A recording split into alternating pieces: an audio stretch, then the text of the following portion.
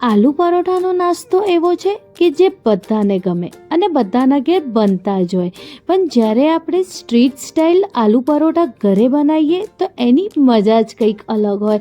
અને એની ઉપર જ્યારે આપણે ભરપૂર બટર અને ચીઝ નાખીએ તો નાના છોકરાઓને તો મજા જ પડી જાય. તો આજે હું તમારી જોડે સ્ટ્રીટ સ્ટાઇલ ચીઝ આલુ પરોઠાની રેસીપી શેર કરી રહી છું. તમે એકવાર આવી રીતે જરૂરથી ટ્રાય કરજો. ખરેખર તમને અને તમારા છોકરાઓને આ રેસીપી જરૂરથી ગમશે. આ રેસીપીને આપણે આપણા છોકરાના લંચ બોક્સમાં પણ આપી શકીએ છીએ. તો ચલો જઈએ આપણે ચીઝ આલુ પરોઠા બનાવવા તરફ. ડો રેડી કરવા માટે આપણે 2 કપ જેટલું ઘઉંનો લોટ લેવાનો છે. આપણે ઘરની કોઈ બી વાટકી કે કપનો માપ આપણે આમાં લઈ શકીએ છીએ અને એને સેટ કરીને આપણે માપથી 2 વાટકી જેટલું કે 2 કપ જેટલું લોટ લઈ લઈશું. થોડું મીઠું એડ કરીશું એટલે 1/4 ચમચી જેટલું અને 2 ચમચી જેટલું આપણે આમાં તેલ એડ કરવાનું છે. હવે બધાને આપણે સરસ રીતે મિક્સ કરી દઈશું.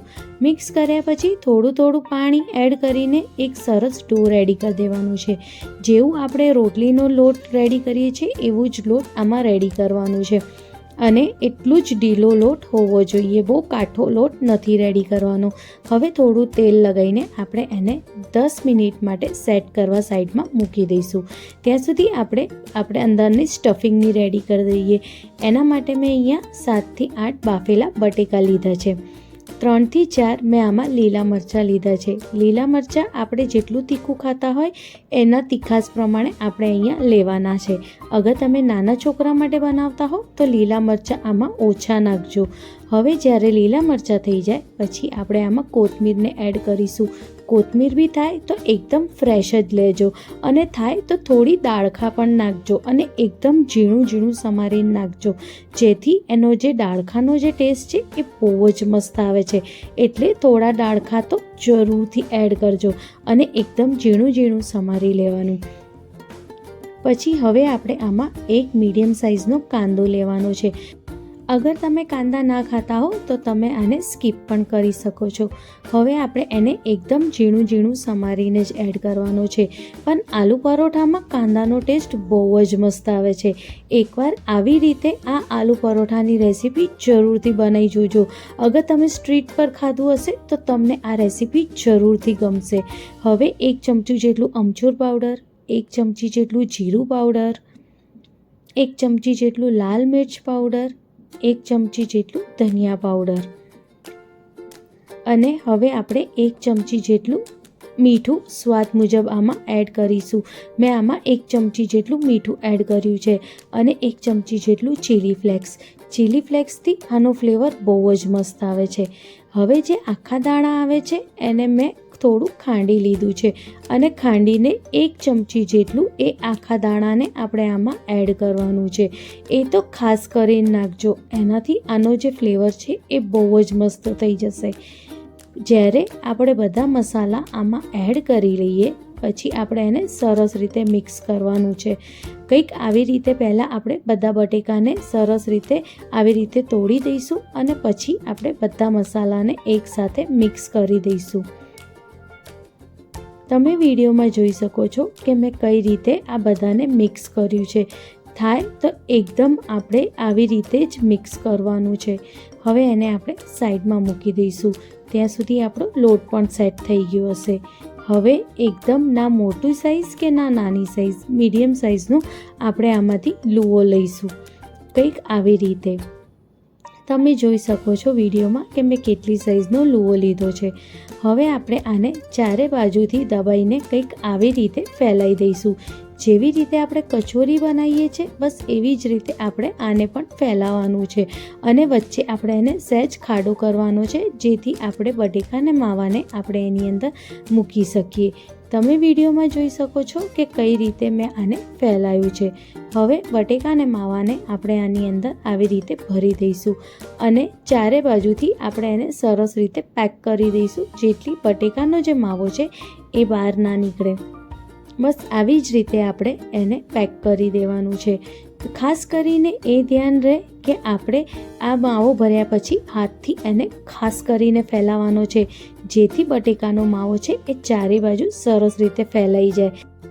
હવે આપણે થોડું થોડું અટામણ લઈને એને સરસ રીતે આપણે પરોઠાની જેમ વણી લેવાનું છે.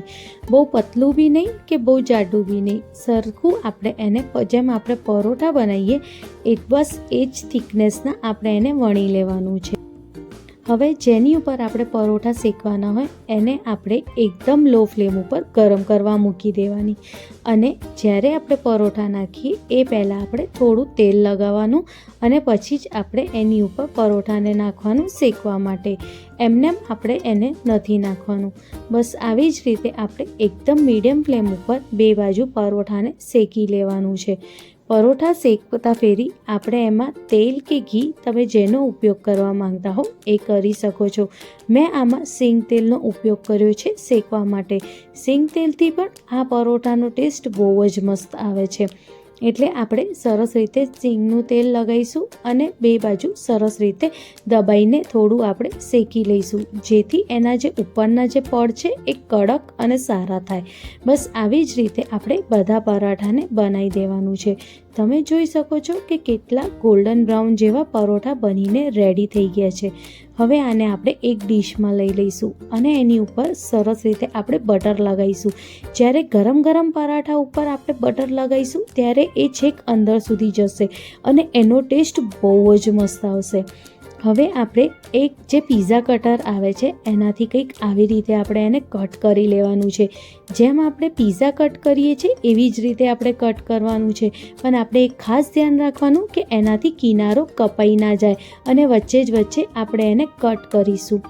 તમે જોઈ શકો છો કે જે બટેકાનો માવો છે એ પરોઠામાં કેટલો સરસ એકદમ સરસ રીતે સેટ થઈ ગયું છે. ચારે બાજુ સરસ રીતે આલુના પરોઠાનું જે મસાલો છે એ ફેલાઈ ગયો છે અને જો રેડી છે આપણા સરસ રીતના આલુ પરાઠા. હવે આપણે આની ઉપર ચીઝ નાખીશું. ચીઝ આપણે ઓછી કે વધારે આપણા ટેસ્ટ પ્રમાણે આમાં નાખી શકીએ છીએ. તમે એકવાર આવી રીતે ચીઝ આલુ પરાઠાને જરૂરથી ટ્રાય કરજો, અને તમે અગર સ્ટ્રીટ ઉપર ખાતા હશે તો સેમ આવા જ આલુ પરોઠા સ્ટ્રીટ ઉપર પણ મળે છે, પણ એ જ સેમ રેસીપી આપણે ઘરે પણ બનાવી શકીએ છીએ અને એ બી એકદમ સરસ. તમને મારી આજની આલુ પરોઠાની રેસીપી ગમી હોય તો તમે એને લાઈક, શેર અને કમેન્ટ કરવાનું ના ભૂલતા, અને તમારા દોસ્તો સાથે પણ જરૂરથી શેર કરજો અને મને કમેન્ટ કરીને જરૂરથી જણાવજો કે તમને આ રેસીપી કેવી લાગી. મળીએ એક નવી રેસીપી સાથે. Thank you.